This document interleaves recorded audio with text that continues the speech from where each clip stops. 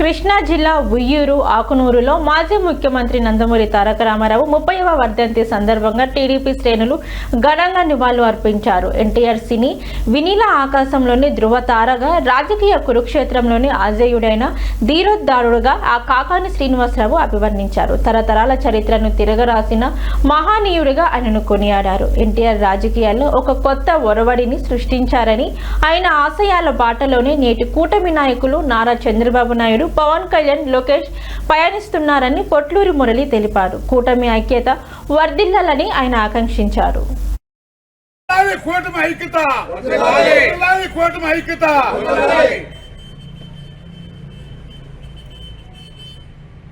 బలహీన వర్గాలకు ఎంతో ఉపయోగపడింది ఆ పథకం. అట్లాగే ఆయన మహిళలకు ఆస్తిలో సమాన హక్కు కల్పించారు.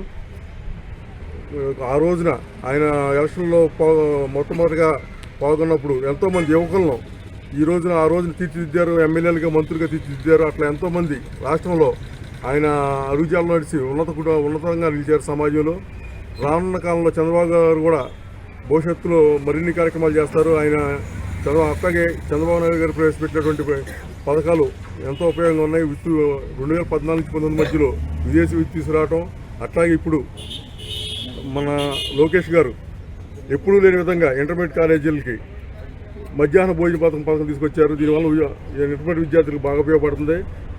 ఇట్లా మన బోడే ప్రసాద్ గారు మాకు అధికారం వచ్చిన మొదటి 3-4 నెలల్లోనే మన గ్రామంలో, ఆకూరు గ్రామంలో 9 సీసీ రోడ్లు బోడే ప్రసాద్ గారు ఆధ్వర్యంలో వేసాం. ఇట్లా కూటమి నాయకులు వీళ్ళందరూ ఎంతో ఒక సామాజిక దృక్పథంతో ముందుకెళ్లే పార్టీ. ఈ పార్టీని మీరు ఎల్లవేళ ఆదరించినట్లయితే ఎన్టీ రామారావు గారి ఆత్మకి మనం శాంతి చేకూర్చున్నాడు అవుతామని తెలియజేస్తూ అవకాశం ఇచ్చిన పెద్దలందరికీ ధన్యవాదాలు తెలియజేస్తాం. సందర్భంగా మా ఆగ్నూరు గ్రామ తెలుగుదేశం పార్టీ తరఫున, గ్రామ ప్రజల తరఫున మేమందరం కూడా ఆయనకి ఘన నివాళులు అర్పించడం జరిగింది.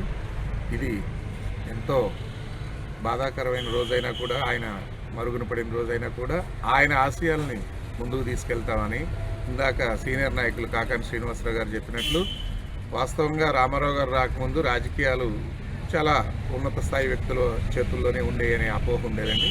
ఆ తర్వాత రామారావు గారు వచ్చిన తర్వాత బీసీ, ఎస్సీ, ఎస్టీ అందరికీ కూడా సముచిత స్థానం కల్పించడమే కాదు, చదువుకున్న నవ యువకుల్ని చాలామందిని